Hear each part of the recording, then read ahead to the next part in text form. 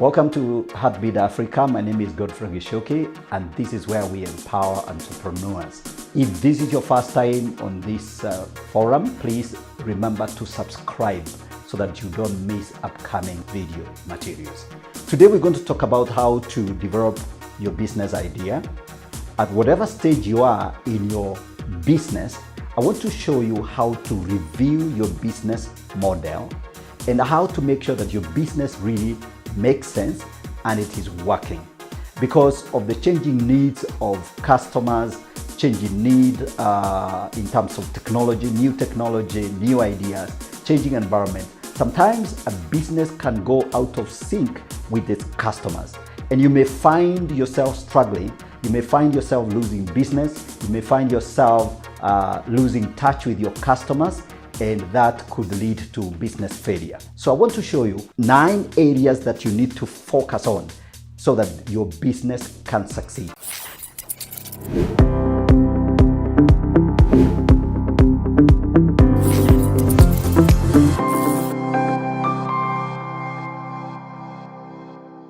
All right, so this is what we call the business model canvas. It's a very simple framework which comprises of 9 sectors of your business, and I'm going to show you how each of those sectors affect how your business functions, and I'm going to try and take you through this so that then you can see what are the areas that you need to focus on. So we start from the customer segment.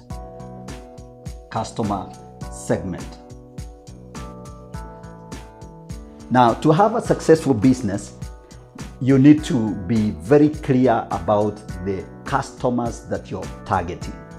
And this is where a lot of startups, businesses struggle, because sometimes when you start off, you're so excited about capturing all the market. Everyone in the world is your customer. That really does not work.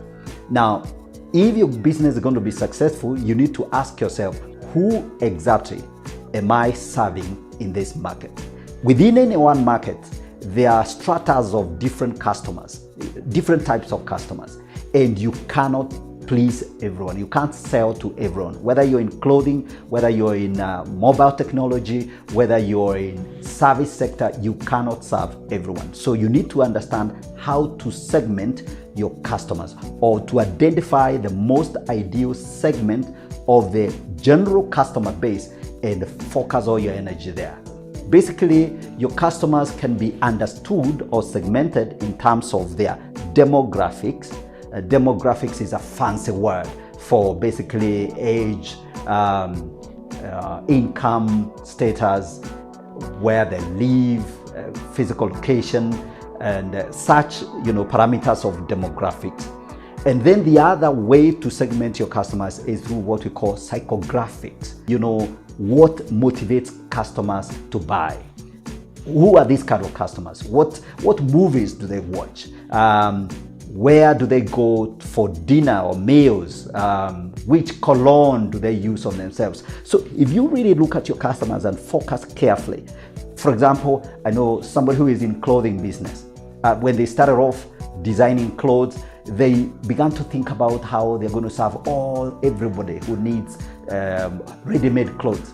But then during the discussion, we began to see that actually really they are not focusing on everyone who needs ready-made clothes. They are focusing on specially made clothes for events. So you look at that and then you begin to see, these are probably people going doing events to do with marriage or special launches of products. And as we thought through that customer segment, we actually realized now there is a sense in which now he can focus, this business can focus on events, on young people going into marriage, arranging special events or whatever social event it is, and then begin to focus designing their clothes and targeting those people. So understanding your customer segment is very important in ensuring that your business makes sense. If you miss the segment, if your business is not properly oriented to the customers that you're serving, you will then not be able to organize your marketing pitch or your communication or your targeting. How are you going to reach those customers? So that's very, very important. So if we assume that you have understood your customer segment in terms of demographics and in terms of psychographics, then the next thing that you need to consider in your business model is customer relationship, what they call CRM, customer relationship management. How are you going to develop your customer relationships? Again, going back to the example of this specialist clothing designer, you discover that you need to find a way of building a relationship with your customers, all right? How you communicate with them. And you can use emails, you can use social media, or whatever form of communication, but that, how you communicate, what sort of feedback, how do you ensure that customers can give you feedback? Maybe perhaps you may set up some social media platform where after they purchase your product, they are able to respond. A lot of people, especially young people, I know they use Facebook or other sort of technologies. Whatever technology you use, the good old technology was you wrote a newsletter.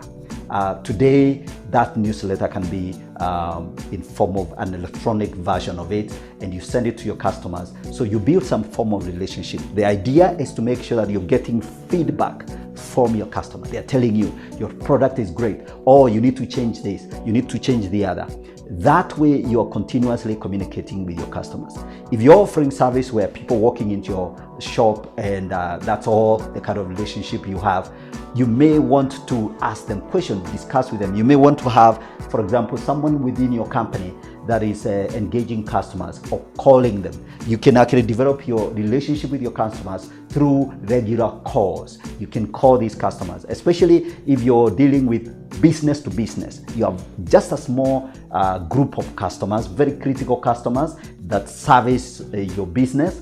Then you need to have somebody who communicates with these customers and build that relationship. They write to them, they call them, they find out how is our product doing, that kind of thing. So very, very important. So if you if you don't manage your relationship, then your customers are going to lose touch with you, and then you'll find your business struggling. You'll find that you're not solving your customers' problem adequately, and that can create a problem for your business. All right. So you know the segment you're serving. You have a strategy for managing the relationship between yourself and your customers.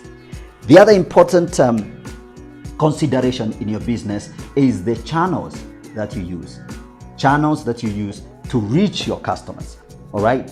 So if you're a clothing designer, sort of business, or your distribution of medicine, perhaps the question is, how does your product get to your customer?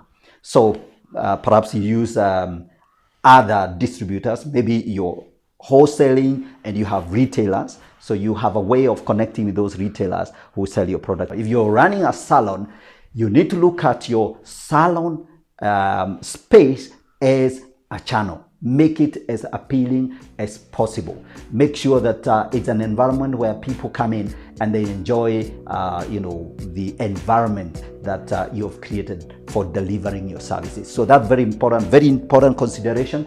If your channel is not right, then you may lose customers.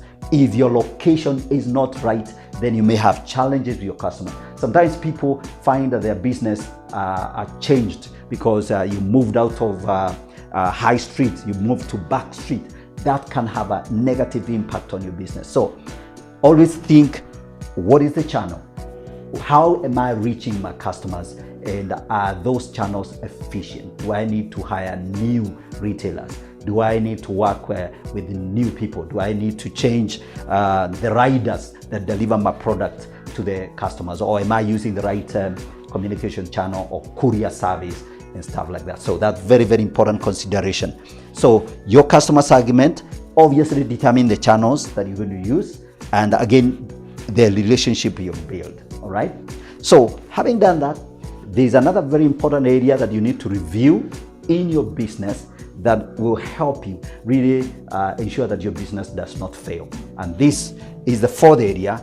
We call it the unique value proposition.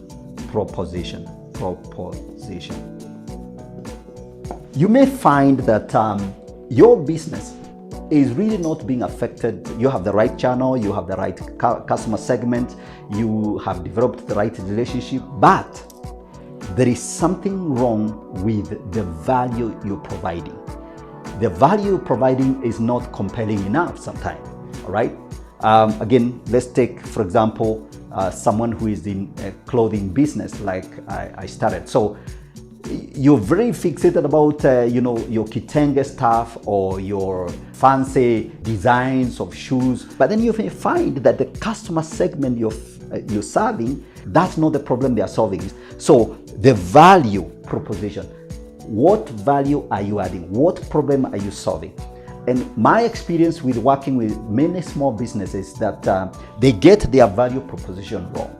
They really are not very clear of the problem they are solving. So in the process of serving their customers, they find that they have lost their customers, their products are not moving, they are really not solving a real, genuine problem in the market. And the other thing is, the problem may not be big enough. So the value must be high value, high enough, and it must be a big problem that they are solving. So really, you need to ask yourself, if your business is not really doing well, are you getting the value proposition right? Are you solving a real problem in your customers, with your customers?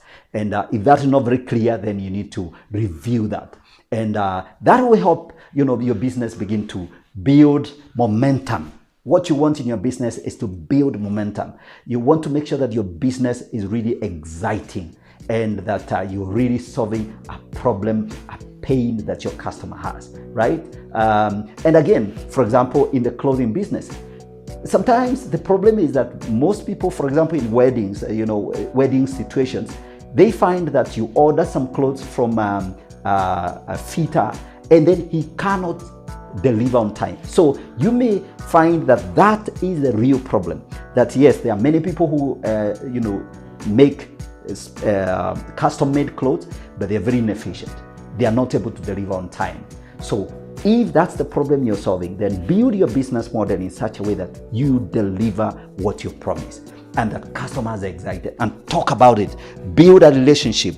Ensure the channels, how these clothes get to your customers. If you're sending them by courier, make sure they're sent on time. That whole process of connecting your customer segment with your customer relationship, the channels, and the value. Ensure the value is not compromised by the channels you're using. And that way, you build very strong momentum for your business to succeed.